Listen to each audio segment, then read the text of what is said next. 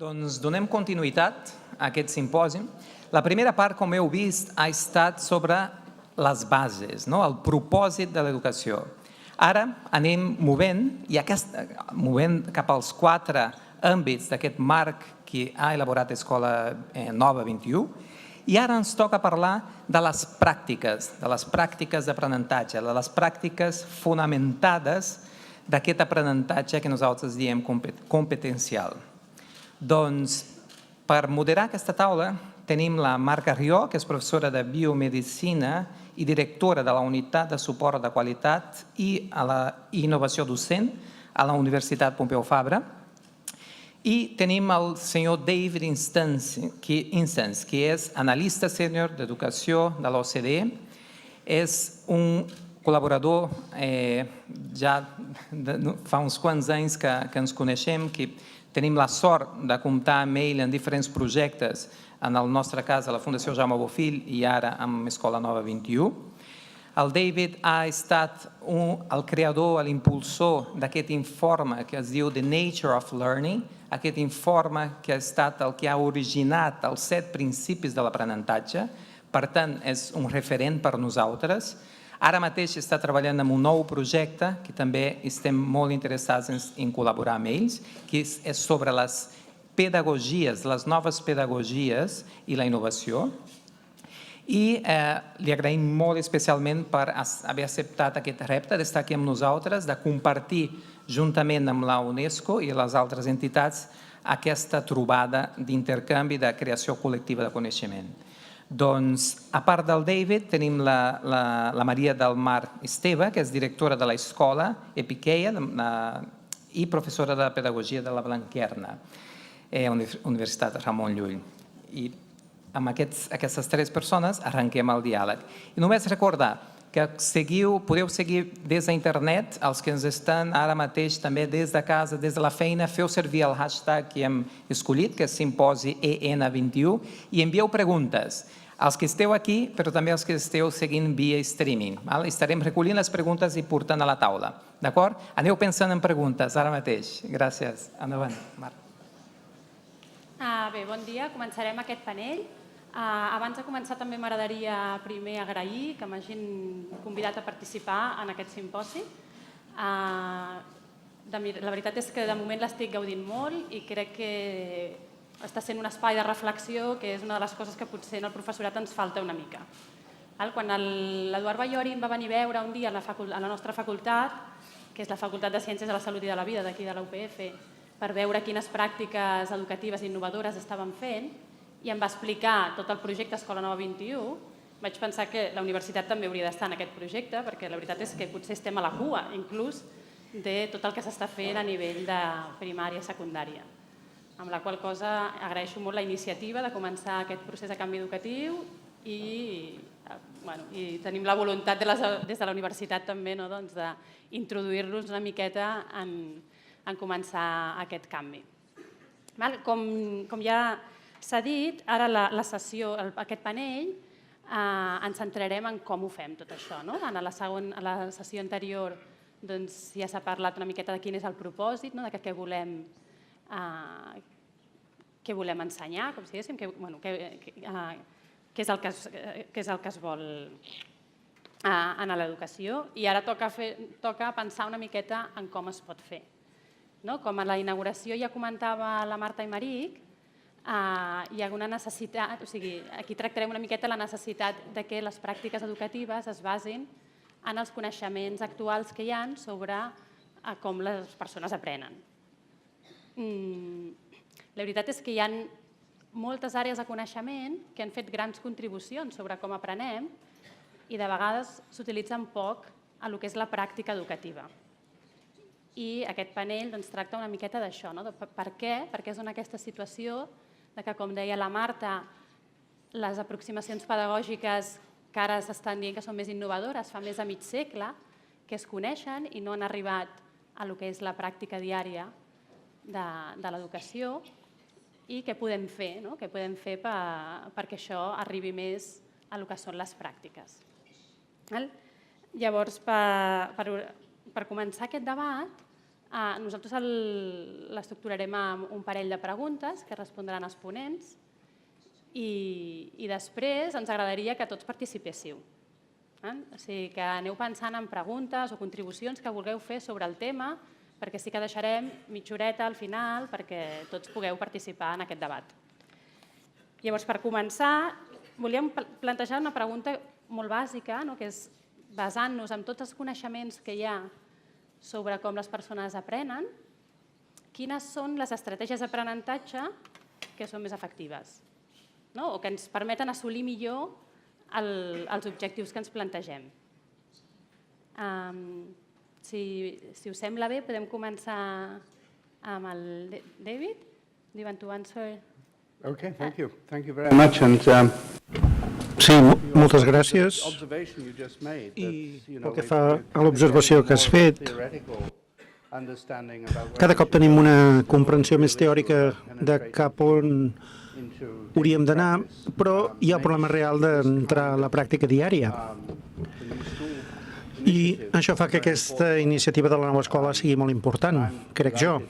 I realment és un plaer que hi hagi hagut un treball tan sostingut aquí a Catalunya i sobretot els meus col·legues de la Fundació Jaume Bofill, que portem diversos anys treballant,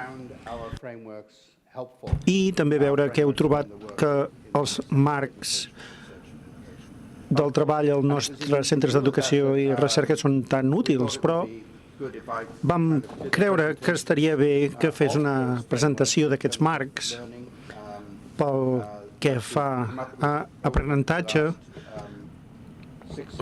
que hem elaborat durant els darrers 6 o 7 anys i espero no trigar massa estona, però crec que seria útil fer-ho. I bé, no m'hi pararé massa, però per donar una idea de la feina que hem fet, la tasca que hem fet, parlarem de principis d'aprenentatge, el marc, i després parlareu una mica del nou treball de pedagogies que estem utilitzant. Crec que l'èmfasi en aquest projecte de nous entorns d'aprenentatge ha estat força influent internacionalment. Per tant, crec que podria ser útil parlar de quines eren les suposicions fonamentals per tal que pugueu veure d'on ve. I, al primer lloc, vam creure que era molt important basar el projecte en una comprensió profunda de l'aprenentatge, que és el punt de partida per a aquesta sessió. Ho vam anomenar el corrent de recerca de l'aprenentatge, però la idea era que si vols fer estratègies, iniciatives i polítiques fonamentades per comprendre realment com aprèn la gent, realment serà accidental, serà una cosa accidental pel que fa a l'eficàcia de les estratègies i la base de la innovació. Bé, en segon lloc, hauria estat molt estrany per a nosaltres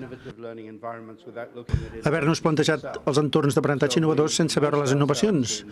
Així que vam entrar en una sèrie d'entorns d'aprenentatge innovador entorn o a diferents països, que són els casos innovadors, i llavors el que volíem fer era centrar-nos en estratègies per tal de fer créixer i sostenir la innovació, que en certa manera és el que és la iniciativa Nova Escola.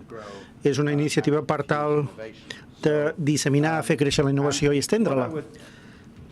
Així que jo el que remarcaria és que aquesta sembla la manera en què vam estructurar el projecte, però és la filosofia subjacent del projecte. Hem de comprendre realment l'aprenentatge. Ara tenim un corpus de recerca molt gran que ens pot ajudar i hem de veure i inspirar-nos en diferents casos i hem de dir, o hem de poder dir, que hem d'anar més enllà de les innovacions excepcionals individuals per pensar en com això pot començar a créixer realment, a sostenir-se, a crear un moviment que pugui canviar la cultura i la pràctica en els sistemes en la seva totalitat, en lloc de ser la tasca només d'un professor o professora brillant i una escola excepcional. Per tant, aquests són els informes que vam produir. En les imatges veiem la naturalesa de l'aprenentatge, a la dreta veiem els entorns d'innovació, d'aprenentatge innovador, també un llibre que vam fer en col·laboració amb Catalunya i l'informe final sobre estratègies de l'any passat sobre el material escolar que vam dissenyar i ara estem preparant un manual també, com diu aquí. L'objectiu aquí és aprofitar tots aquests informes diferents, els coneixements, amb la idea de preparar quelcom que sigui molt útil, pensem, per a persones a l'escola, persones en càrrecs de lideratge, persones que porten a terme iniciatives centrant-nos en aquestes tendències, innovació, recerca, treball de lideratge i treball d'estratègies, per tal de proporcionar una introducció molt accessible, però també una sèrie d'eines. Per tant, pensem que quan això es publiqui, doncs pensem que tot això serà molt útil per a tothom. El treball sobre pedagogies innovatives, bé, no hi entraré en massa detall perquè descriure un projecte és menys interessant que descriure el contingut real i les conclusions i els resultats, però he de dir que vam creure que era important, després d'haver parlat tant de la innovació i parlar d'entrar directament als temes més pedagògics, i ja en parlaré, doncs, la necessitat d'entrar al nucli pedagògic, doncs, realment seria interessant veure quines són aquestes pedagogies tan potents i que ens poden ajudar a innovar. En lloc de canviar la naturalesa de l'entorn d'aprenentatge, simplement les estructures, doncs sí que estaria bé entrar en més profunditat en aquest nucli pedagògic. Així que volíem desenvolupar marcs informats d'evidència, volíem pensar en pedagogies que siguin realment útils en qüestions d'equitat i els alumnes que no tenen tant èxit, que no tenen tan bons resultats com a part de l'aprenentatge de qualitat, en lloc de centrar-se simplement en aquells que tenen més èxit. També volem comprendre com podem fer estratègies, com podem escalar la innovació i potser intentar ajudar el procés a través de materials que puguem preparar i, el que és més ambiciós, provar de promoure una comunitat internacional de pràctica amb innovadors i investigadors per fer avançar aquesta ambició. És un projecte nou i ambiciós i es basa molt en el treball inicial sobre aquests entorns d'aprenentatge innovadors. No parlaré massa d'això, però només vull dir que el llibre The Nature of Learning, que molta gent ha citat, doncs els editors i també jo mateix, incloent-hi la Iana Dumont, que està per aquí, que és una de les relatores d'aquesta conferència. Doncs això ho ensenyo a pantalla perquè el que volíem fer aquí és mostrar que volíem tenir investigadors que fossin líders i que tinguessin una perspectiva de recerca, però també que se centressin en una qüestió pràctica, com la seva recerca informa els entorns d'aprenentatge, com es poden redissenyar els entorns d'aprenentatge per tenir en compte realment què entenem en aquestes àrees diferents, la perspectiva cognitiva, el paper crucial de les emocions, la neurociència, les avaluacions formatives, el paper de la tecnologia, l'aprenentatge col·laboratiu, el treball en grup, que s'ha esmentat diverses vegades aquest matí, l'aprenentatge basat en consultes, la comunitat, la família com una clau, els llocs d'aprenentatge, i també hem reflexionat sobre com es posa tot això en pràctica a l'escola. El capítol final, que vam escriure la Hannah i jo, doncs aquí realment havíem de destil·lar a partir d'aquests capítols diferents una sèrie de principis de conclusió simples i transversals que poguéssim utilitzar i no haver de llegir 300 pàgines d'un llibre per tenir una cosa o quelcom més accessible que reflectís aquesta saviesa, i això és el que vam fer la Hannah i jo. Vam destil·lar-ho i vam crear aquests principis d'aprenentatge, i són que les escoles i els entorns d'aprenentatge realment han de convertir l'aprenentatge en la clau, que la participació en l'aprenentatge és crític, i això és un repte pels pedàgogs, com garantim que hi hagi un compromís, una implicació genuïna, i que s'hauria de fer d'una manera que els que aprenen, els alumnes, entenguin els que fan i es desenvolupin com a persones que aprenen, que siguin conscients que són persones que aprenen i es mostrin actius a l'escola. I l'aspecte d'aprendre de forma col·laborativa i social és quelcom que pot semblar molt obvi, però en realitat va contra la imatge de l'aprenentatge que té lloc com una cosa privada dintre del nostre cap.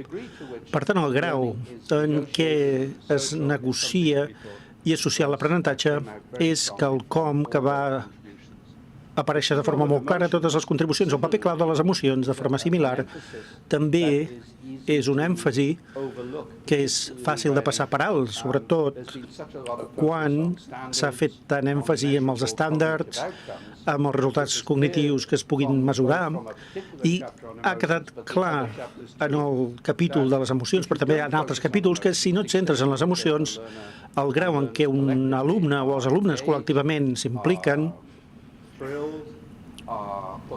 es mostren interessats o no s'interessen, se senten decebuts, etc. Totes aquestes reaccions emocionals a l'aprenentatge, doncs a menys que es tinguin en compte i optimitzem els aspectes positius i provem d'evitar les situacions en què els alumnes se senten avergonyits, per exemple, o no compromesos, doncs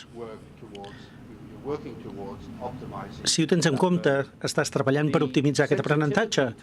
La sensibilitat a diferències individuals i especialment la necessitat de tenir en compte l'aprenentatge anterior és quelcom que ha sortit molt clarament en aquestes recerques i per part dels investigadors. I una altra cosa és la necessitat de personalitzar i comprometre's, ser sensible a la diferència, i, per tant, els règims d'aprenentatge han de ser exigents per a tothom, però no tan exigents que facin que la gent es perdi. Per tant, és un repte força important per al disseny d'entorns d'aprenentatge. Com pots tenir una escola que és quelcom que té un propòsit col·lectiu i una identitat col·lectiva i que al mateix temps sigui molt sensible a les diferències individuals. I es tracta de personalitzar-ho prou perquè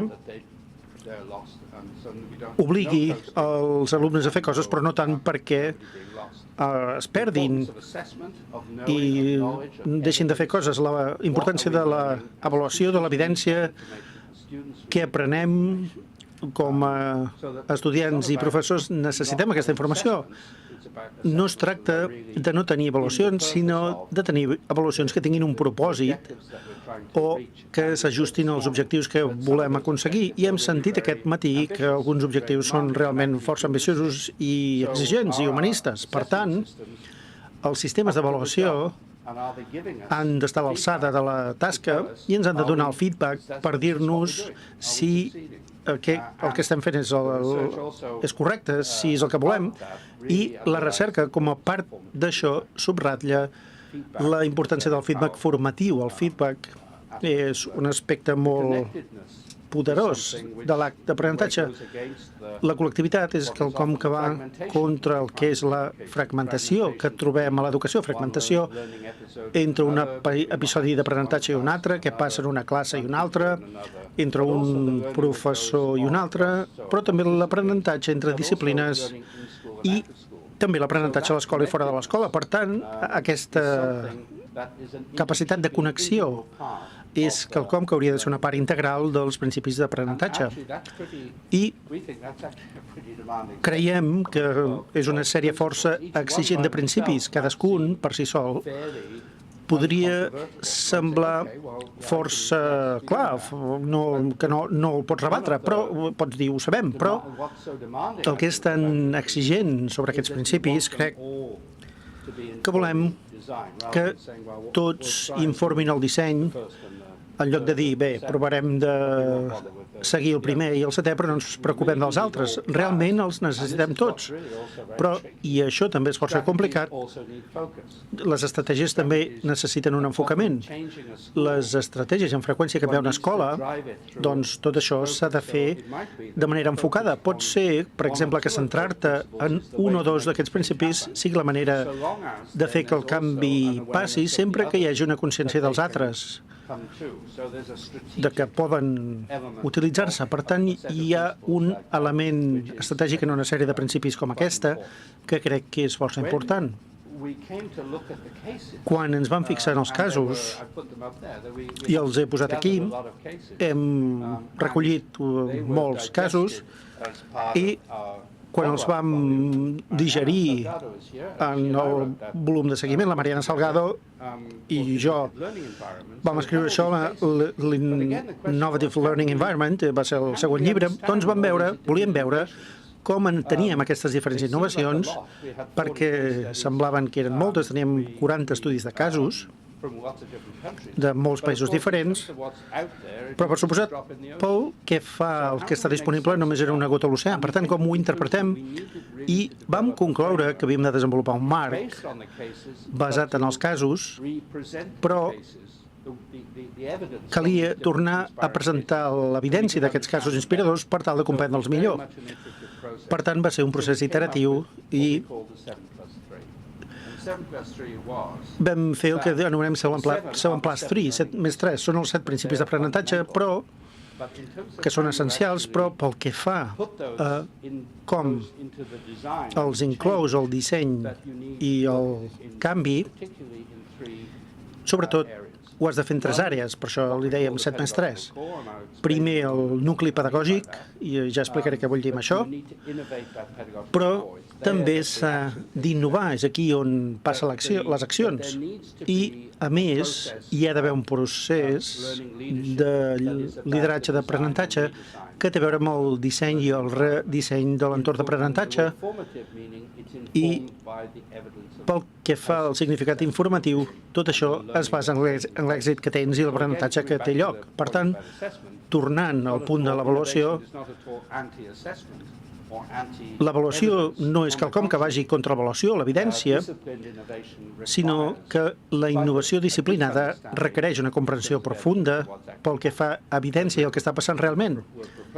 I el que proposem és que es necessita aquesta innovació del nucli pedagògic que es basi en un procés de lideratge en l'aprenentatge que no només lidera el director de l'escola, encara que sempre serà una figura clau en aquest lideratge, sinó que s'utilitza evidència per fer estratègies i implementar estratègies d'aprenentatge i per realimentar aquesta evidència per al canvi. I el tercer, que va quedar molt clar després d'aquests molts casos, és la importància de les col·laboracions o dels partenariats. Què vull dir amb això? Pel que fa al nucli pedagògic o al centre pedagògic, ho enfocàvem en termes d'elements i dinàmiques. Els elements estan aquí i en molts casos vam veure moltes maneres en què aquests entorns innovadors d'aprenentatge replantejaven aspectes sobre qui era l'alumne, qui eren els educadors, quin tipus de contingut, quin tipus de coneixements i capacitats feien falta i quins tipus de recursos d'aprenentatge utilitzàvem. Per tant, s'innovava pel que fa als elements clau, i ara hi entraré, però també tenint en compte quines són les pedagogies que relacionen els educadors i els alumnes, quins són els recursos d'aprenentatge utilitzats en aquestes relacions pedagògiques. Per tant, les dinàmiques són molt importants i un cop més vam identificar 4 àrees que pensàvem que eren molt importants. Les maneres en què els alumnes s'agrupaven o reagrupaven de maneres innovadores, de vegades grups grans, grups petits, estudiants amb problemes, amb altres. Bé, doncs els alumnes van ser una àrea d'innovació i la manera en com treballaven junts els professors i els educadors alguns professors qualificats ensenyaven en equip, alguns educadors venien de la comunitat, de l'àmbit comunitari, o tenien experiències de diferents àmbits laborals, i com utilitzàvem el temps i com s'innovaven les pedagogies reals. I aquest és el nou treball que farem, la nova tasca que farem. I aquí tenim el procés i veiem que aquí el lideratge té a veure amb canviar el nucli pedagògic, però el cicle en color groc o taronja realment ens diu com és l'aprenentatge, com reflecteix l'entorn d'aprenentatge, l'aprenentatge que té lloc i l'utilitza per informar les decisions de lideratge i el cicle de disseny i redisseny. I pel que fa als col·laboradors i els partenariats, sabíem que hi ha un fenomen que és el fenomen d'arbre de Nadal. Tenir tants col·laboradors, estàs més preocupat perquè en tens 25 i no pel que fan. Així que no defensem que necessitis moltes col·laboracions, sinó que aquestes col·laboracions estiguin molt ben seleccionades i vam veure que les podíem agrupar en 3 seccions diferents. Primer, el tipus de col·laboracions que molts hem creat amb universitats o museus o grups de la comunitat o empreses. Va ser una sèrie de col·laboracions molt important, també les col·laboracions amb comunitats i famílies, i les famílies en particular, i clarament la innovació dependrà clarament que hi hagi col·laboracions genuïnes amb famílies per tal de deixar enrere la idea que l'escola és quelcom que comença i acaba a les portes de l'escola i el que passa fora és una altra cosa.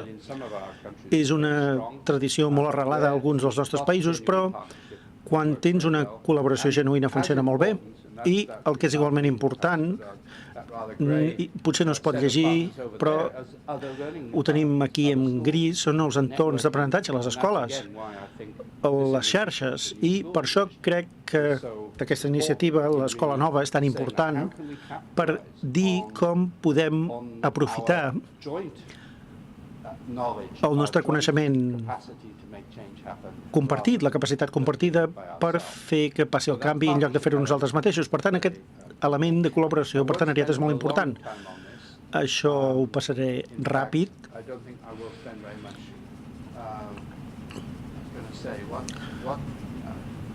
De fet, el que volia comentar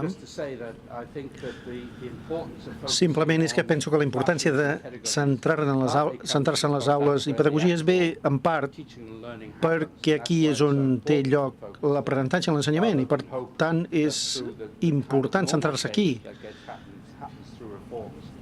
en lloc de pensar que els canvis normals passen a través de reformes i esperar que tot això acabi arribant a l'aula.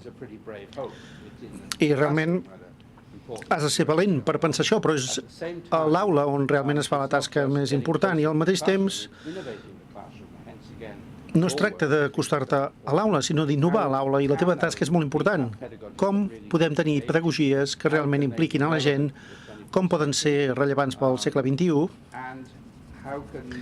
i, essencialment, com podem desenvolupar un aprenentatge molt més potent per als estudiants, que permetin desenvolupar una comprensió genuïna, una capacitat d'aprendre genuïna, i també coneixements i el seu ús, i com desenvolupar aquestes capacitats per a les escoles avançades del segle XXI, i això no és una cosa simple.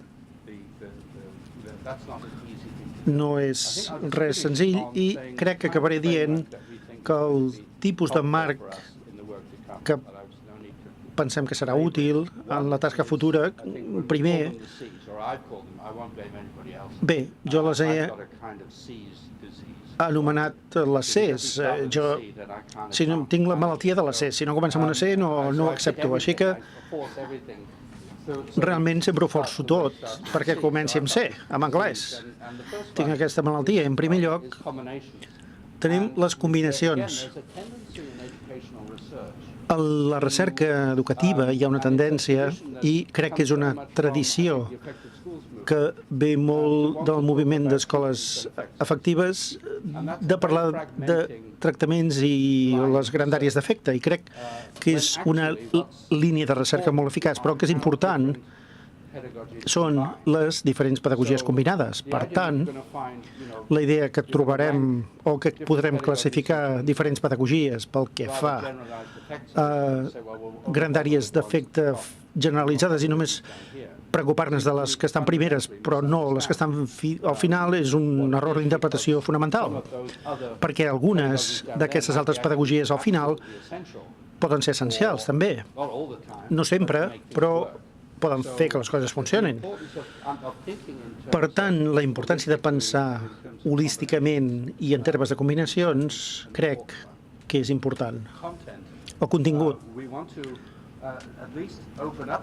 Volem obrir les qüestions de si hi ha pedagogies que són especialment útils, per exemple, per aprendre matemàtica, que no seran les mateixes que estan, per exemple, en l'aprenentatge d'idiomes o de llenguatge o les socials emocionals. Són les tres àrees que hem estudiat fins ara, però la qüestió de com la pedagogia està relacionada amb el contingut i, òbviament, ara es fa molt èmfasi en la ciència, tecnologia, enginyeria i matemàtiques, STEM en anglès, i és un tema que interessa molt a la gent per motius polítics, però no només, no ens hauríem només de fixar en aquests temes STEM, el context.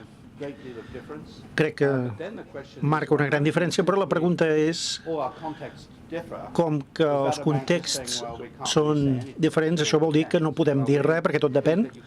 Bé, nosaltres creiem que es poden dir coses, però sí que has de ser molt sensible al context. I ens interessa particularment el context de l'era digital.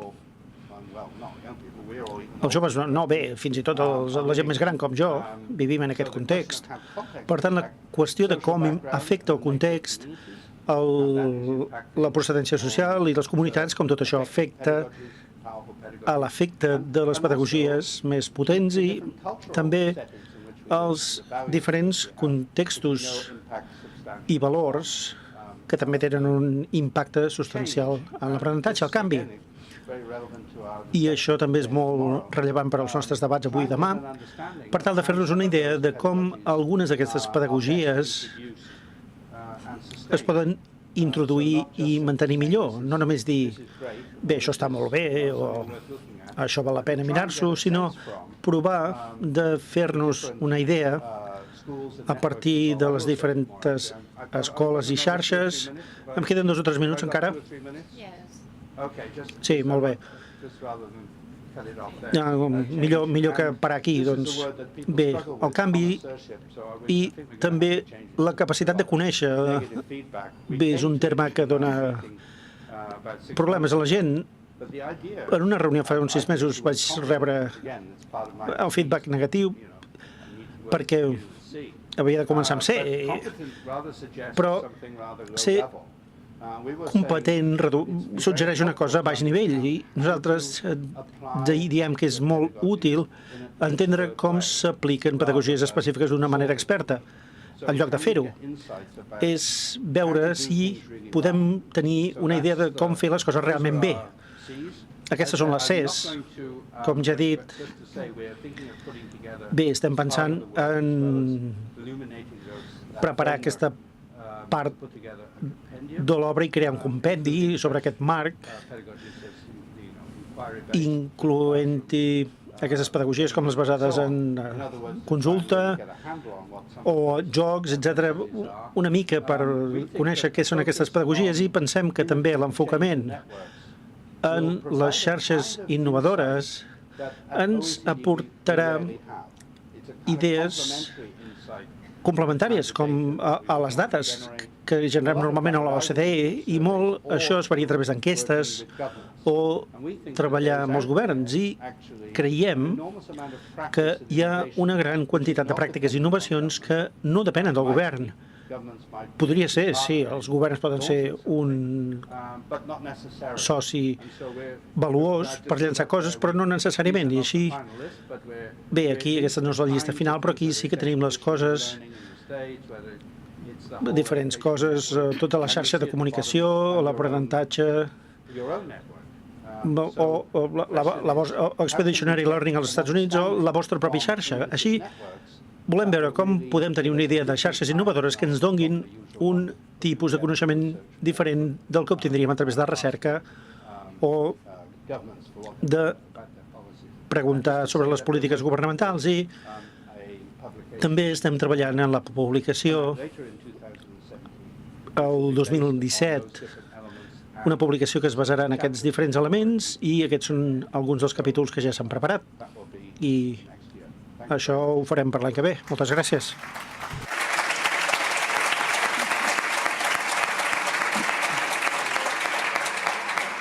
Thank you very much, David.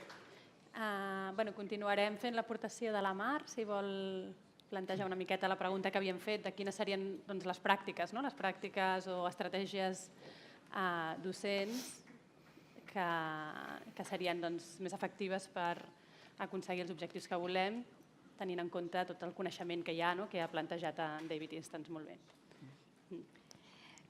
Bé, primer de tot agrair la invitació i estic molt contenta de col·laborar, de poder col·laborar i de poder aprendre, de poder compartir diàleg amb les persones tan valuoses que m'acompanyen, que m'han precedit, que després vindran, i sobretot també mestres. M'agradaria comentar alguna cosa sobre com podem compartir pràctiques i principis en educació. Avui som aquí precisament per fer això. Ara utilitzem molt conceptes, en podríem dir cientificistes. Es parla sovint de resultats empírics, d'evidències, i s'ha parlat avui de ciències de l'aprenentatge. Està clar que hem de vigilar de no fer una pedagogia que, com deia Durkheim, sigui una forma de literatura utòpica. Cal que la pedagogia sigui pràctica, sigui compromesa i vinculada amb l'acció. Però això no passa per reduir la pedagogia a una ciència empírica neutra que els mestres van aplicant, en què els mestres van aplicant el que suposadament la ciència descobreix. L'educació no es pot mirar només com un experiment, tot i que és legítim que un investigador ho faci si vol estudiar alguna cosa particular, perquè l'educació és una experiència.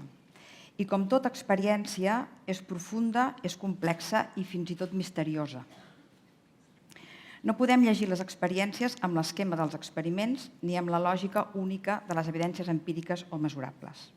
Com va escriure John Dewey, en el seu llibre titulat precisament La ciència de l'educació, és a dir, que ell defensava que l'educació és una ciència, però ell deia a la introducció: l'educació és més un art que una ciència. Si existís una oposició entre la ciència i l'art, em veuria obligat a posar-me de la banda d'aquells que afirmen que l'educació és un art. Abans s'ha parlat d'artesania, que seria el mateix que art. Dewey ens recorda, per tant, que l'educació no es pot reduir a unes pautes que cal copiar o a unes directrius que cal aplicar, que l'educació és una activitat creativa, sempre singular i sempre nova. Per tant, a parer meu, hem de compartir pràctiques i els principis que hi ha en aquestes pràctiques, tal com es fa d'una manera molt interessant en el document La naturalesa de l'aprenentatge, però sense perdre de vista que l'educació és també una experiència i un art i que això demana una manera determinada de compartir i de generalitzar.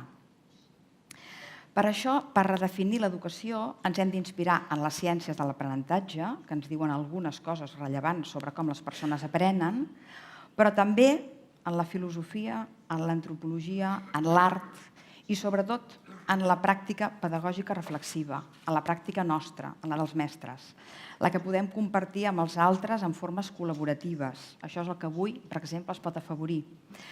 I també amb la reflexió pedagògica de la tradició. No hi ha anticipació sense rememoració. Abans, tant en Joan Manel del Pozo com la Fina Monell han fet referència a aquesta tradició.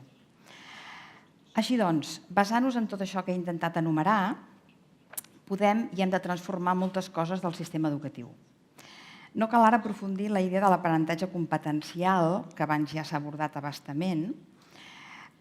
Jo estaria d'acord, per això, amb el que abans ha manifestat Joan Manel del Pozo, que a mi m'agrada més la paraula capacitats que la paraula competències, però només sí que perquè la paraula competència és massa propera a paraules a un camp semàntic que és més problemàtic. En tot cas, que l'objectiu de l'educació és possibilitar el desplegament de les capacitats dels infants i dels nois i noies. Un ser capaç que implica la construcció d'un subjecte. Un subjecte que no és un consumidor, no és un espectador, no és un elector, un subjecte que té a veure amb el que abans ha dit també Mayor Zaragoza, el senyor Mayor Zaragoza, respecte a un subjecte lliure, responsable, l'aprendre a ser, etc. I aterrant ja a les estratègies d'aprenentatge, podem dir, poden ser moltes i diverses, les estratègies que portin a Roma. Per això aquí, per exemple, hi ha escoles molt diferents, que fan coses molt diferents i totes interessants, i totes poden ser reeixides. Per tant, en educació, tots els camins no porten a Roma, però hi poden haver molts i diversos camins que portin a Roma. El més important, per tant, no són pas les estratègies concretes, sinó les concepcions i les vivències que hi ha al darrere. Sobre els sabers, sobre la cultura, sobre la tradició, sobre l'ésser humà, sobre l'infant, el concepte d'infant que tenim, sobre l'adolescent, sobre el currículum, sobre l'educació, sobre l'ensenyament, sobre l'aprenentatge. La profunda redefinició de les pràctiques està en relació amb la renovació de les concepcions i una cosa reverteix en l'altra.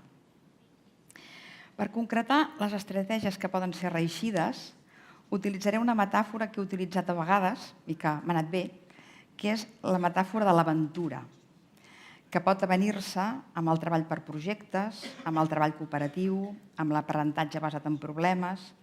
Tots aquests tipus de plantejament, tots tenen el gènere de l'aventura i no el de l'acumulació, el de l'ensinistrament o el del vagabundeig, sinó el de l'aventura. Intento explicar per què penso que les estratègies que hauríem d'utilitzar haurien d'anar en la idea del gènere de l'aventura. Les aventures tenen uns protagonistes, uns personatges. En l'aventura hi ha un o diversos subjectes que viuen unes experiències, als quals els passen unes coses i emprenen unes accions. L'aventura no pot ser mai impersonal, algú concret la viu, és subjectiva i intersubjectiva. L'aventura obre l'espai de l'imprevist. Quan s'inicia una aventura ho és justament perquè no es pot preveure, no es pot veure abans, ni tot es pot anticipar. Es genera un moviment dirigit cap a algun lloc, cap a alguna fita, cap a algun compromís, cap a alguna inquietud, però l'esdevenidor està obert, està per escriure. L'aventura té la forma de la narració. Una aventura no és un sumatori, una acumulació de moments o d'episodis desvinculats, de vivències aïllades. Una aventura pot ser narrada perquè cada moment o cada fet té una relació amb l'anterior i amb el posterior. És un enfilall d'experiències que tenen sentit dins un relat. Una aventura d'aprenentatge necessita ser narrada per ser-ho. Com afirma Brunner, el que no s'estructura de forma narrativa es perd en la memòria. L'aventura comporta un nus, un conflicte, un interès o una pregunta que d'una manera o altra són resolts pels protagonistes. En l'estructura dels contes, dels mites o de les faules, en formes prototípiques de narració, hi ha sempre la tensió de quelcom que ha de ser resolt o entès i l'acció dels subjectes encaminada a aquest fi. En l'aventura, els protagonistes han de prendre alguna acció, han d'estar actius. El conflicte, la pregunta, mobilitza l'activitat orientada i tenaç, amb sentit, significativa en el marc de l'argument i de la trama. L'aventura transforma a qui l'ha viscuda. Els protagonistes són diferents a l'inici i al final, perquè han viscut alguna cosa significativa que els ha canviat, que no només els ha tocat l'epidermis, sinó que els ha traspassat per molts registres. Justament perquè l'aventura és experiència, transforma i esdevé aprenentatge. Per què parlava d'aventures d'aprenentatge i per tant d'aquest tipus d'estratègies d'aprenentatge? Què transforma en l'educació? Quin tipus de pedagogia ens posa al davant? Doncs una pedagogia o unes estratègies en què el subjecte i les comunitats concretes viuen experiències singulars, en què s'estructura i es concreta a partir de la lògica d'allò que es viu, en un sentit existencial i no només biològic de la paraula vida, que es genera i es manté per la motivació d'un conflicte, d'un problema, d'un interès, d'una pregunta, que avança i es resol per l'acció voluntariosa, coordinada, estratègica, esforçada i il·lusionada d'un grup de persones, mestres i alumnes, que comporta una experiència valuosa que transforma la persona i l'obre a noves experiències. Aquí són molt valuoses les paraules de John Dewey, una altra vegada. En cert sentit, tota experiència educativa, deia Dewey, ha de fer alguna cosa per preparar una persona per a ulteriors experiències d'una qualitat més profunda i més expansiva. Aquest és el verdader sentit del creixement, la continuïtat i la reconstrucció de l'experiència. També parlar de les aventures d'aprenentatge vol dir parlar d'una pedagogia que deixa un pòsit en la persona i en la comunitat perquè pren forma en la narració, relligant tot allò que s'ha viscut, afavorint la unicitat de l'experiència, el què, el qui, el per què, el com, l'hi sí, donant sentit a les accions diverses perquè les enclava en un marc i les fa intel·ligibles, permetent l'adonar-se, adonar-se, que és prendre consciència del que s'ha fet perquè hi hagi aprenentatge o metaaprenentatge, perquè no s'escoli la intenció i l'acció com aigua entre les mans. Per això és necessari que hi hagi la possibilitat de narrar el que fem, d'emparaular el que fem. I per acabar, també plantejar així l'aprenentatge és plantejar una pedagogia que és globalitzada o integradora, perquè intenta respectar la riquesa de l'experiència infantil sense esquarterar-la d'antubi en àmbits de coneixement o en dimensions de desenvolupament. I perquè contempla el subjecte a la seva integritat de cap, cos i cor, d'individualitat i de relació amb l'alteritat i amb la comunitat. I per aquesta primera part de la pregunta, això seria el que Moltes gràcies, Mar. Bé, la segona... Sí.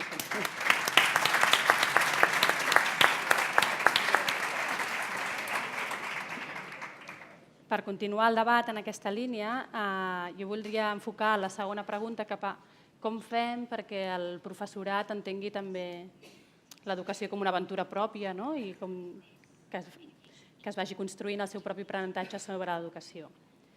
Llavors, m'agradaria citar un article que es va publicar la setmana passada al País, on un professor d'una facultat d'educació deia: yo estoy en la Facultad de Educación, donde algunos se sienten obligados a cubrir apariencias, pero en la universidad lo importante son los conocimientos. Son los alumnos que deben estudiar y aprender. La función del profesor es decirles qué y dónde.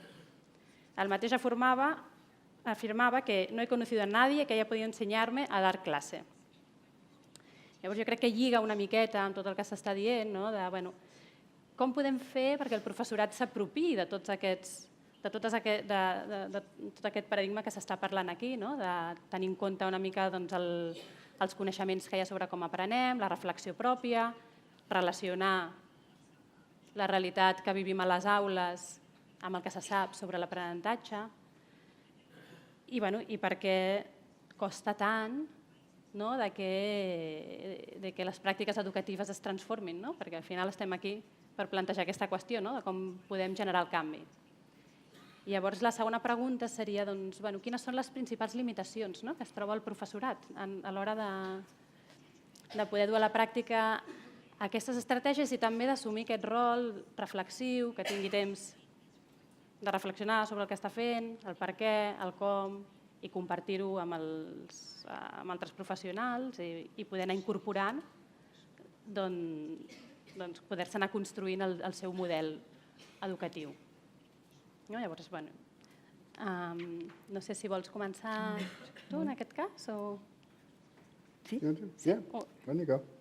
Si vols, comença ell. Molt bé. Doncs sobre això m'havia preparat la primera part de la intervenció per llegir-ho i després a les preguntes ja ho farem. I com que havíem parlat abans de les preguntes, jo m'havia centrat sobretot en com podem treballar els mestres, en els equips de mestres i després en la formació de mestres. I per tant, els mestres en exercici i els mestres que s'estan formant. Pel que fa als equips de mestres, a les escoles, als grups de mestres diversos, tant els del nucli escolar com els que puguem compartir diverses escoles, etc., una de les coses que ens cal fer, jo crec, i avui s'ha dit moltes vegades, i és importantíssim i ho estem fent, és reflexionar a fons sobre les pràctiques, les que no funcionen i volem canviar i les que anem transformant. Concretament, per exemple, sobre els 7 principis de l'aprenentatge que abans hem comentat i que hem estat plantejant, voldria dir que mirats des de la pràctica reflexiva són principis paradoxals. És a dir, no poden pensar-se ni aplicar-se sense matís, sense equilibri amb el contrari, sense reflexionar-los i practicar-los amb una certa problematicitat. I això crec que no els resta validesa, sinó que més aviat els enforteix. Per tant, una primera cosa seria pensar aquests principis d'una manera paradoxal, d'una manera problemàtica i no d'una manera plana. Si els principis educatius innovadors els repetim de manera plana i simplista, sense paradoxa, sense matís, poden ser tan ineficients com allò que volem substituir, encara que sigui una eficiència diferent o nova. Ens cal, per tant, afavorir la reflexió compartida. Aquesta seria una primera idea entre els mestres, la reflexió. Aquest perill de propagar màximes planes o simplistes té a veure amb crear una fantasia, un miratge optimista que sovint a vegades es destil·la en algunes exhortacions al canvi. Coses fàcils, que funcionen, miraculoses, poderoses. És una mica el tema de la postveritat que abans també ha obert el Joan Manel del Pozo. Evidentment cal estar tenaços, il·lusionats, convençuts, lúcids en aquesta voluntat de transformació del model educatiu. Però paga la pena controlar l'optimisme simplista que llima les dificultats, perquè els mestres sabem que n'hi ha moltes i de molts tipus. No es tracta, per tant, de crear una fantasia, sinó que es tracta de treballar amb imaginació. I crec que aquí la paraula imaginació és una paraula potent. I això és el que es pot afavorir amb iniciatives i amb trobades com la que ens aplega avui. Pensar, imaginar, treballar per millorar l'educació de tots.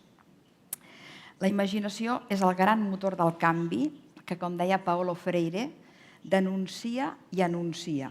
Denunciar, que vol dir penetrar críticament en la realitat de les estructures i les pràctiques pedagògiques que no són respectuoses ni avinents als nens i als joves, i anunciar, que vol dir descobrir a través de la pràctica camins reeixits en educació.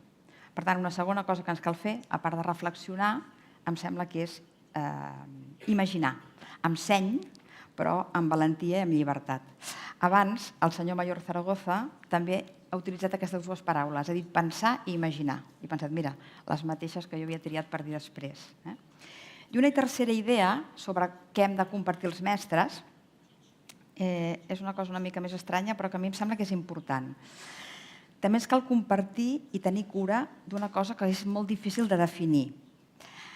En un llibre que es diu Aprendre sí però com, que segur que molts coneixeu, de Philippe Mérier, Mérier proposa un marc didàctic i metodològic molt proper als 7 principis que avui hem comentat i que estem aquí plantejant.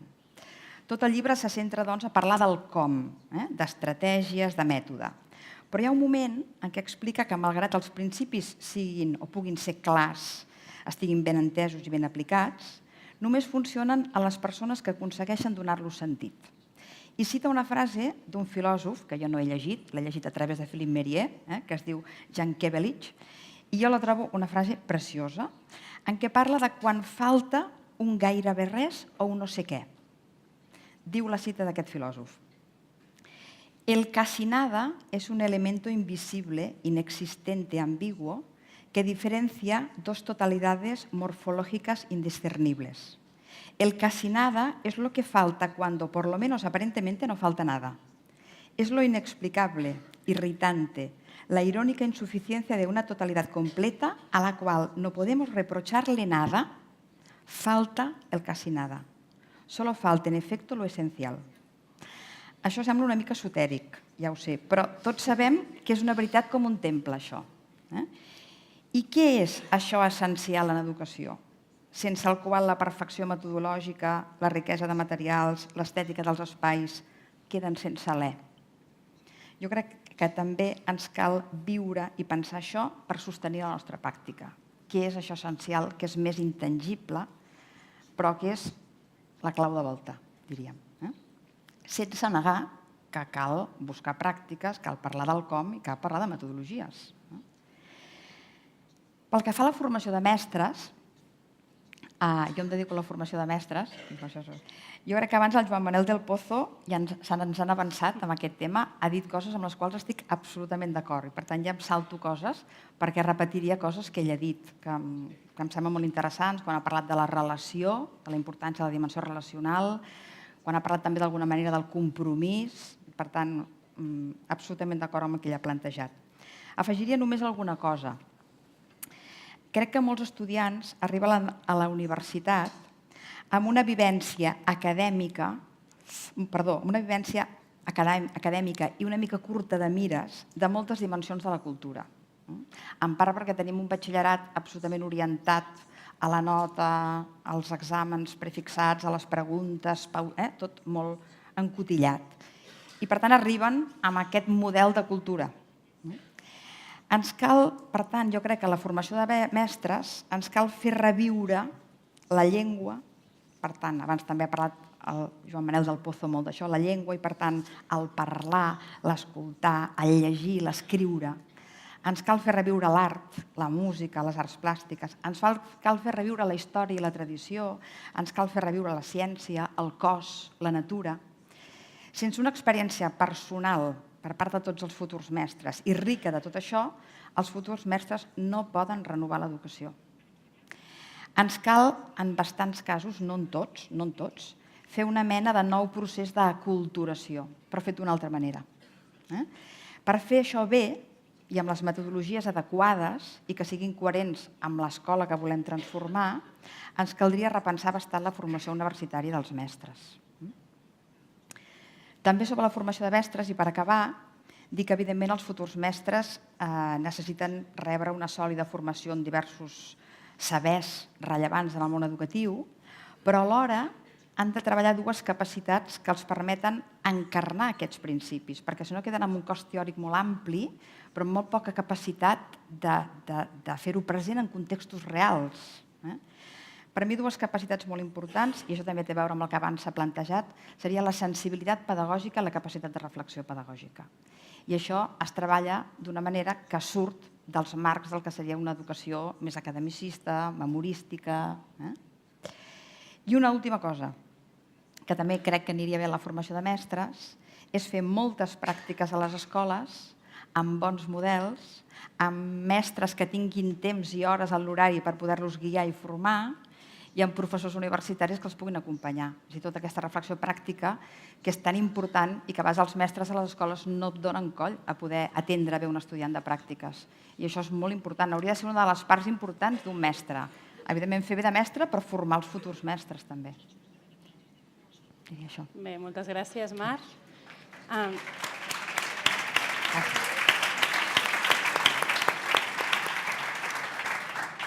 Comparteixo plenament amb tu com hauria de millorar la formació de mestres. Jo estic implicada en la formació de professorat de secundària i comparteixo moltes de les idees. També penso que és molt important que tinguin experiències diferents d'aprenentatge de les que han tingut, perquè normalment una gran majoria venen d'un model molt tradicional i, per tant, per donar sentit a aquests principis que estem parlant, crec que necessiten tenir també experiències diferents i trencar les seves creences del que és l'ensenyament, perquè arriben molt... Els que volen ser professors de secundària arriben després d'una carrera universitària amb un model normalment bastant centrat en el docent, amb un model bastant transmissiu i venen amb un model del que és el docent molt diferent del que voldríem que tinguessin per poder entomar tot aquest canvi. Amb la qual cosa crec que sí que també és important crear experiències d'aprenentatge diferents en aquests espais de formació professorat, incloent sobretot també la pràctica reflexiva i el temps necessari per poder pensar en tot això. Jo suposo que en el panell de demà, que es tractarà de quins són els canvis estructurals que s'haurien de generar, crec que aquest és un tema important també, el temps al que es dedica a la formació i la gent que està acompanyant en aquesta formació, que crec que es necessita molt més temps del que ara hi ha. Dono la paraula al David per respondre a la pregunta aquesta de les principals limitacions i si vols parlar de la formació professorat. You'll be pleased to know you'll be pleased to know I don't have a PowerPoint, so...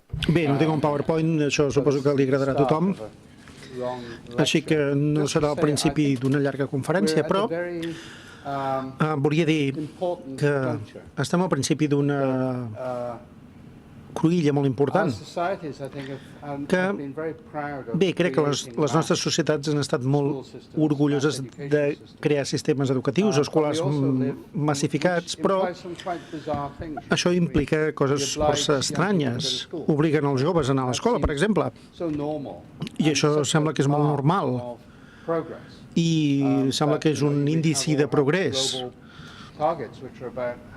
que tots tinguem objectius globals pel que fa a la gent obligada a anar a l'escola, però amb això també venen moltes altres coses que fan que la innovació i alguns dels canvis de què estem parlant no siguin tan clars. Tenim sistemes molt burocratitzats, per exemple, i amb freqüència, com que els nens i nenes han d'anar a escola, doncs de vegades són alumnes reticents i els professors i professores de vegades doncs se senten apreciats perquè estan en un sistema i no en aquest compromís més artesanal que podríem dir que és important. Per tant, crec que estem en una cruïlla important pel que fa a com podem conservar tot el que és bo sobre la creació de drets i oportunitats massives. I, en cert sentit, també seguim avançant per lliurar-nos de les restriccions de la burocràcia i d'una talla única per a tot. Per tant, crec que és un repte força complicat. D'això en parlarem una mica més demà. Però crec que algunes de les possibilitats de treballar a través de xarxes i allunyar-nos o de tenir la idea de tenir un dret massiu, però evitar que l'escola estigui sempre aïllada, que és un sistema que està al mig, llavors les escoles individuals, sinó que tinguem tota una varietat d'oportunitats d'aprenentatge. Això és interessant i també és curiós. Ja he dit que els nens estan obligats a anar a l'escola i com a societats ens complau allunyar-nos de disposicions o estratègies educatives que depenen de les esglésies o idiosincràsies de famílies, però això aquí és on volem tornar.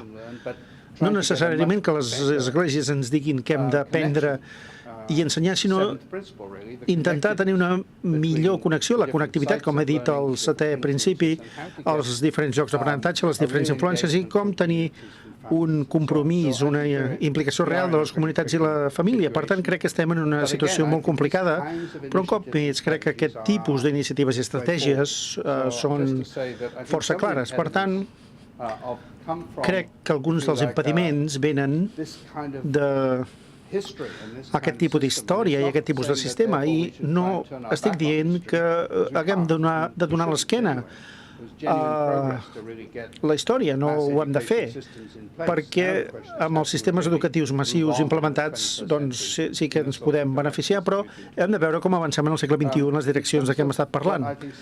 Pel que fa a alguns dels impediments que crec que hi ha, doncs alguns tenen a veure amb la rutina de l'escolarització a les escoles.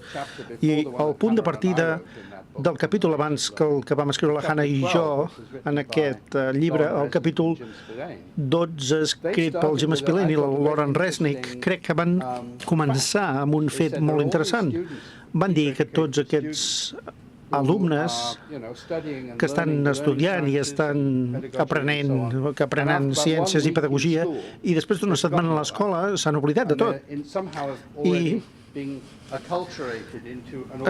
certa manera ja s'han acostumat a una organització en què els diuen ara us heu d'oblidar en aquestes coses d'educació dels professors, estem en el món real. Per tant, hi ha una qüestió real sobre how do we have schools as real learning organizations? Com podem tenir escoles com organitzacions d'aprenentatge reals en què tens una col·laboració genuïna o tens una sensació de professionalisme que inclou col·laboració al nivell com una cosa bona i per tal d'allunyar-se de la invisibilitat de les escoles, professors i professores treballant sols darrere de portes tancades. No dic que sigui tot arreu, però ha estat una part important dels sistemes escolars en què tenim claustres, organitzacions en claustres molt fragmentats i això s'ha considerat quelcom bo. I crec que ara ens enfrontem a això, que el professional individual s'ha percebut com algú que tenia el seu propi coneixement, el seu propi professionalisme. Això ha estat benvingut com quelcom positiu i crec que el que estem provant de fer al segle XXI és passar a una cosa que sigui un professionalisme més col·laboratiu que faci pensar les coses. I personalment sé que hi ha molts professors i professores que pensen que hi ha un reconeixement insuficient, que es pensa que l'ensenyament no és prou atractiu, però jo crec que si aquesta és la naturalesa del professionalisme, crec que es reconeix molt més com una activitat, si es reconegués molt més com una activitat d'alt nivell col·laborativa, doncs podríem crear un cercle virtuós en què es convertiria en quelcom més atractiu, la gent hi voldria entrar i quedar-s'hi, en lloc de sentir-se una mica menyspreada. I crec que té a veure amb el coneixement i part d'anar en aquesta direcció té a veure amb explotar el coneixement de forma més eficàcia, també el coneixement de l'aprenentatge i l'ensenyament, però també és coneixement que es genera de la manera que jo he comentat, com el lideratge formatiu, el coneixement que es genera dintre de les escoles, entre escoles, sobre el que està passant, què funciona, el coneixement que els professionals mateixos generen. Per tant, el coneixement és crític i és una barreja entre utilitzar el coneixement científic, les coses que hem esmentat, però també crear, generar el coneixement que és específic per als professionals que treballen i, per suposat, els estudiants i les comunitats, també. Sí, moltes gràcies. Bé, espero que us hagin sorgit diverses preguntes. Jo en tinc unes quantes, però m'agradaria donar la veu a tots vosaltres, que encara no heu parlat amb tot el matí, suposo que deveu tenir ganes. Així que si hi ha preguntes o contribucions, comentaris sobre el que s'ha comentat. No sé si hi ha un micro. Fantàstic. Hola, bon dia, moltes gràcies. M'ha encantat tot el que estic escoltant, sobretot Marc, em sembla. Clar, la proposta d'aventura i d'experiència em sembla fonamental. I voldria afegir dues coses que poden ser alhora preguntes. D'una banda, a veure, no és que tingui la resposta, però a la taula d'abans com ho fem? Que aquesta justament, que és la més difícil, ens l'ha fet el públic. I doncs és precipitat contestar. Però amb aquest com ho fem, jo crec que el primer que a mi em ve al cap, sobretot després d'escoltar-te, és fem-ho, fent-ho. O sigui, fent-ho. Els que estem a l'aula, els que estem a la governança, els que estem a la secretaria, els que estan a la política, fent-ho. I crec que aquí apuntaria tres qüestions. La primera, la convicció. O ens ho creiem nosaltres, o això per més idees polítiques que es puguin tenir, no sé si serà possible. L'altra qüestió, la transgressió. Abans parlàvem de desobediència. A mi m'agrada pensar transgressió com inventar un camí no transitat per les normatives. I això, l'única manera, crec, us pregunto què us sembla, és fent-ho ja. I la tercera, el tema de la transmissió. Com dintre de la metodologia, la didàctica, les estratègies, crec que aquesta, que té a veure amb això que abans ha sortit a la taula anterior, de la subjectivitat, i quan alguna cosa toca l'altra, això és el que és experiència, no? clar, aquesta transmissió del profe a l'alumne, com la penseu, com la penses, Marc, potser va més dirigit a tu, i com s'aprèn això? Clar, és que estem parlant de la complexitat, hem parlat de la complexitat de l'entorn, del nostre món, la complexitat humana. I els profes som humans i ens passen moltes coses. Què ens pots dir de la transmissió com a experiència a l'aula més que el que entenem per aprenentatge? No sé si m'explico ben bé. Sí, i tant. Sí? Molt bé, gràcies. Primer, dir que estic absolutament d'acord amb tot el que has dit i que penso en tu, és a dir, que jo no et responc, sinó que intento dir alguna cosa al fil del que tu has dit. Primer, que el primer que has dit també és de Dewey, s'aprèn fent. És a dir, què hem de fer? Fer, això també. Seguiríem a Dewey i faríem el mateix que. Llavors, sobre el tema de la transmissió, a veure, hi ha una cosa, per exemple, hi ha un autor que a mi, quan ho vaig llegir, em va ajudar, que és un antropòleg català que es diu Lluís Duc, que quan m'explica el concepte de transmissió i què vol dir transmissió, ell diu que la paraula transmissió té dues arrels etimològiques, a veure si ara me'n recordo bé, que és tradere i transmitere. El tradere té a veure simplement amb traspassar una cosa. Aquí et deixo la història de la humanitat, aquí et deixo...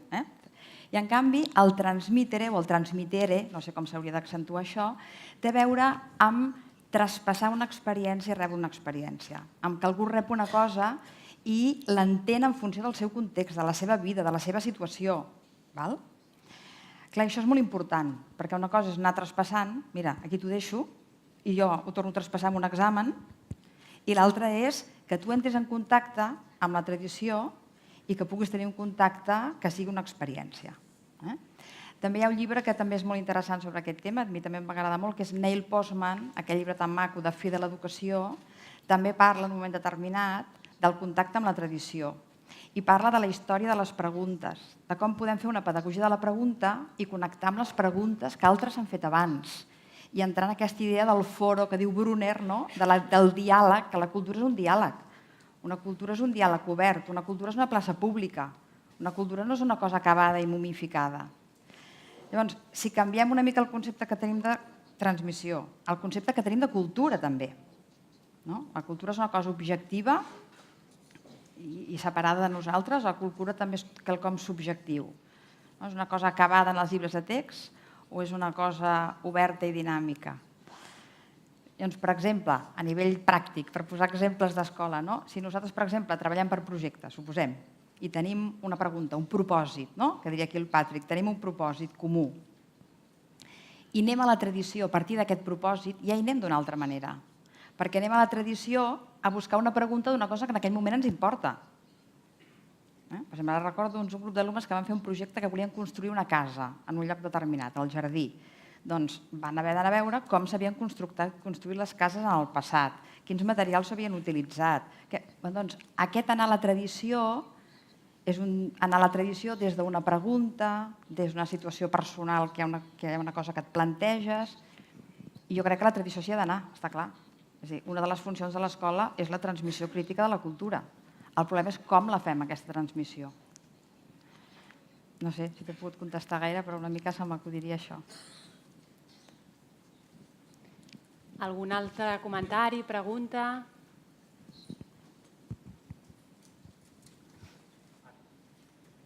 Sí? Doncs tenim diverses preguntes que ens arriben des de la xarxa.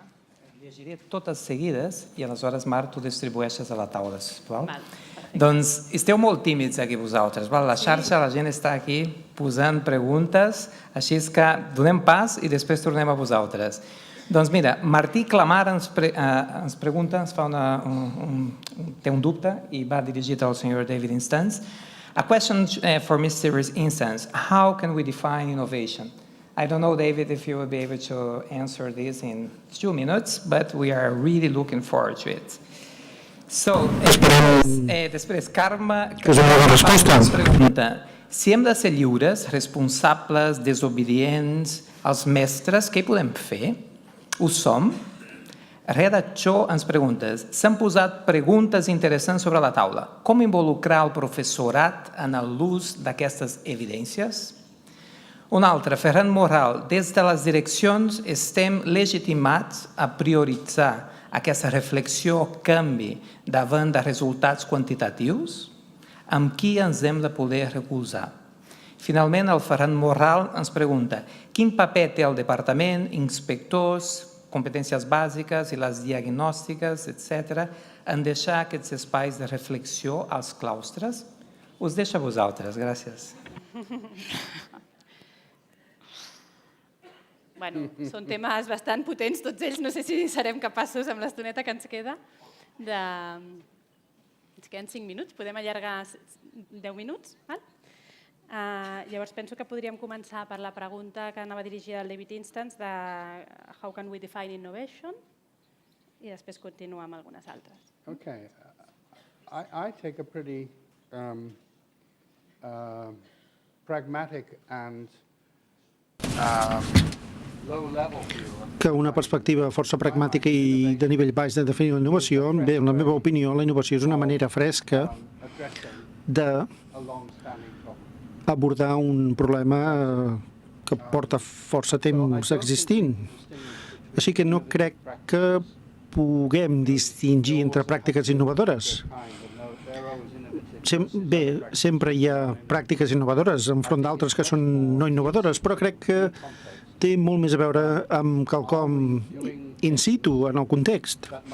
Si estem fent coses que, per exemple, quan he ensenyat el nucli pedagògic, que la innovació vingui de la manera com treballen entre si els professors i professores, doncs com fan la feina. La innovació pot venir de la manera com es creen materials d'aprenentatge i s'integren entre els estudiants i es distribueixen i es comparteixen, no?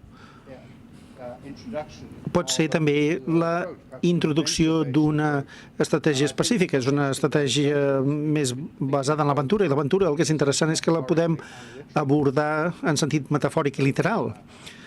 Podem pensar que és una cosa genèrica, però algunes de les pedagogies també tenen a veure amb fer aventures, l'aprenentatge expedicionari, que és gent que aprengui junta, etc. Així que no crec que hi hagi una sola definició del que és innovació, però la meva opinió és que quelcom es converteix en innovador i bé, parlem sempre d'innovació perquè estem en aquesta època en què tenim sistemes massius que ens donen la impressió que els hem d'obrir, desbloquejar. I parlem d'això també perquè som conscients que hi ha massa nens i nenes que no aprenen, que no s'impliquen. I hem de pensar en maneres fresques per a aquest repte tan antic de com fer que s'interessin. Així que crec que hem de pensar més pel que fa als termes dels 7 principis que dir, bé, aquí tenim aquest tipus de tecnologia o aquí tenim una altra cosa que no és massa útil, però a mi m'agrada la tecnologia i penso que els sistemes educatius doncs estan obligats a utilitzar el poder de la tecnologia cada cop més. Crec que seria molt estrany si no ho féssim. I al mateix temps l'ús de la tecnologia no té res màgic que faci que alguna cosa sigui útil i innovadora. Té més a veure amb les col·laboracions, com es comparteix, l'ús. Té a veure amb el potencial que s'obre, que si no, no ho podries fer. Es converteix en innovador quan és una manera fresca de fer front d'una manera més eficaç a un repte que porta molt temps existint. És la meva resposta. Sí, potser també pots respondre una altra pregunta. El paper dels departaments inspectors és aquest? Aquesta pregunta no. Pensava en com podem implicar els professors i professores en l'ús d'evidències o la falta d'evidències sobre l'aprenentatge. No. Bé, puc començar amb aquesta. Bé, crec que probablement sigui una pregunta que es pugui dirigir millor a professors i professores que una persona que està aquí una mica allunyada que està a la torre d'ivori de l'OCDE, perquè partly through com la manera que es pot fer és en part a través de plataformes basades en el coneixement, and others are que actively el professorat i altres construeixen i utilitzen de forma activa, en part també they've been very clear a través de tenir molt clar to their professional work. quin és el valor de les tecnologies per a la seva tasca professional, que això estigui clar d'una manera que no sigui una obligació o una cosa farragosa, sinó que contribueixi positivament a la feina de cada dia. How to best I també com utilitzar millor, per exemple, represent the university. el recurs que representa una universitat. De quina manera Particular school technical les xarxes específiques d'escoles poden utilitzar l'experiència que without està disponible en forma de la universitat sense to a place like this and being lectured to. anar necessàriament a un lloc com aquest i que es faci una conferència, sinó en un format de taller, com es pot compartir aquest coneixement. Això és una molt bona pregunta. I crec que resoldre això, resoldre com treballem en mode de xarxa, de fet aquesta tarda tindrem tallers, per sort, i crec que aquí veurem molt com es pot fer en aquest format,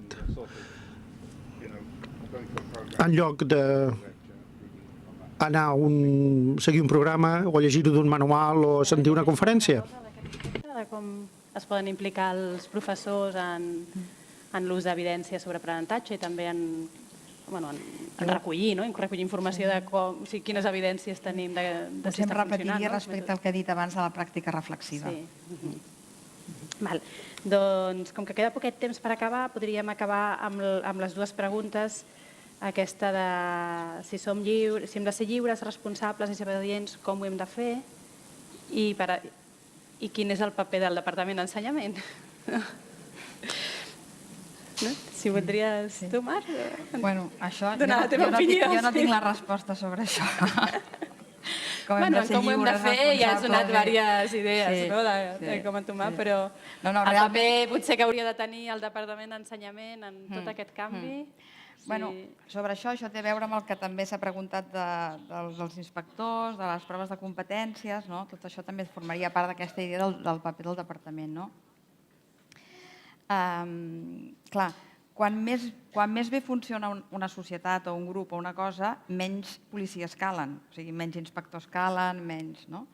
Jo crec que hauríem de poder-ho fer també, aquesta possibilitat de transformació, que no calguessin proves externes o que no calgués que algú vingués a inspeccionar què fas. No? Crec que el nom ja inspeccionar, la persona que ve del departament hauria de ser algú que ve a donar suport. És a dir, escolta, què necessiteu, com ho esteu fent? No? Que molts inspectors ja ho fan així, però que la mentalitat de venir a inspeccionar, no? Crec que no és la més adequada per encoratjar-nos la paraula, i que potser estaria bé buscar una altra paraula, que és la persona que ve de l'administració a donar suport al centre, a interessar-se per què està fent aquest centre, per quines dificultats té, per quins reptes té. Jo crec que s'està tendint cap aquí, però que s'hauria d'anar més cap aquí.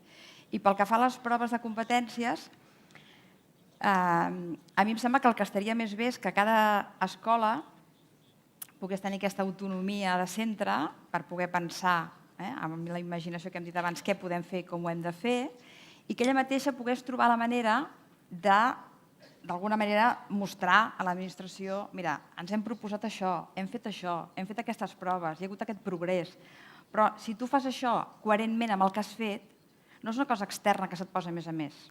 I a més no et condiciona, si no passa allò que hem dit abans que la cua mou el gos. Si hi ha proves de competències bàsiques acabes treballant per les proves, perquè surtin bé les proves. En canvi, si tu estàs fent un treball i trobes la manera, això sí, és clar, demostrar que aquest treball té un valor, que els nens estan aprenent, que estan aprenent tots, que els costos avancen, doncs es tractaria que cada centre, el que fos ideal seria que cada centre pogués trobar la seva pròpia manera de rendir comptes, podríem dir, davant de l'administració. Clar, això voldria dir un panorama molt obert, molt lliure, però que també faria, jo crec, que els centres tinguessin més iniciativa i més capacitat de fer coses diferents. Moltes gràcies. David, would you like to add something in this question about Sí, voldries afegir alguna cosa, David, education? pel que fa a aquesta pregunta sobre el paper del Departament d'Educació? Well, I would answer it rather similarly in the sense of, Bé, again, seeing this és força similar també pel que fa a veure com essentially very bureaucratic system. fem la transformació d'un sistema molt burocràtic que una cosa més automotivada, més autoregulada, i After all, que- the responsibilities of an education system are huge. bé, que no sigui una cosa sense cap mena de supervisió. La responsabilitat és enorme, els diners que s'inverteixen en el sistema escolar doncs, són enormes i sense que hi hagi cap tipus de responsabilitat pública o visibilitat seria molt estrany per a mi. I al mateix temps, si es fa des d'una perspectiva de dalt a baix, burocràtica, de veure com t'ajustes a les normes, això és una modalitat burocràtica del segle XIX, a principis del XX, sobre com funcionen les organitzacions. Per tant, clarament, crec que la importància dels departaments, governs, etc., realment ajuden a emmarcar, a generar el diàleg en què poden sortir les grans idees, diàlegs i ambicions, però s'ha de provar de donar tot el suport possible per tal que la idea, bé, el concepte del segle XIX, assegurar-se que els nens assisteixen, que els professors venen, realment és una idea molt estranya, però al mateix temps doncs un grup professional de professors o que estigui allí per proporcionar una connexió o per establir connexions entre escoles, per ajudar a lubricar el professionalisme d'alt nivell sembla una molt bona idea, en lloc de ser simplement els professors i professores, i ja està. Per tant, crec que els sistemes educatius són complexos i es necessiten nivells d'experiència, i la pregunta és si pot ser experiència en contraposició a assegurar-se que la gent compleixi les normes. No dic que això és el que s'intenti aplicar ara, però d'aquí és d'on venim, i la pregunta és si podem anar cap a un sistema d'aprenentatge professional que sigui més apropiat a les condicions d'aquest segle. Acabem aquí la sessió. Jo crec que sí que han sortit moltes idees de com entomar aquest canvi, que seguirem discutint. Aquesta tarda hi ha una sèrie de tallers per tractar temes més concrets, i demà seguirà discutint una miqueta de quins canvis més aviat estructurals i així han de possibilitar aquest canvi. Moltes gràcies a tots.